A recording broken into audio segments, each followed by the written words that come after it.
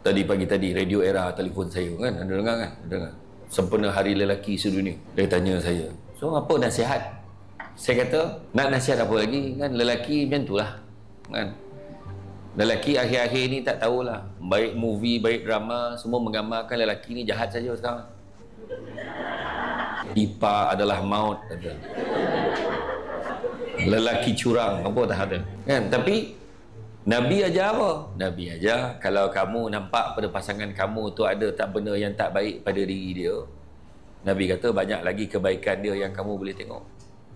Baik suami, baik isteri, sama. Dan saya kata lelaki ni masuk dalam kategori wira yang tidak didendangkan.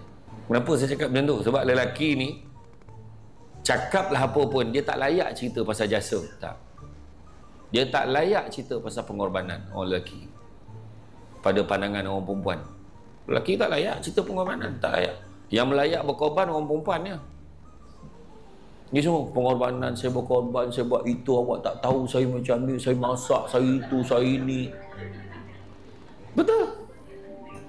Yang layak berkorban perempuan, kau ambil lah semua. Sebab bila lelaki sebut abang pun berkorban, no, itu tanggungjawab. Saya pun tak sangka, saya pun baru dengar tu hari ni Hari Lelaki Sedunia.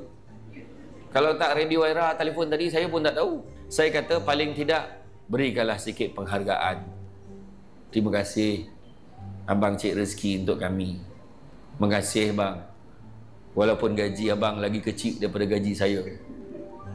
Ada isteri yang gaji besar, pegawai tinggi. Suami kerja kecil, membantu puak kuasa je. Kadang isteri mempelekeh-lekeh kalau harap gaji abang. Dengan muka-muka kau, buang hajar betul.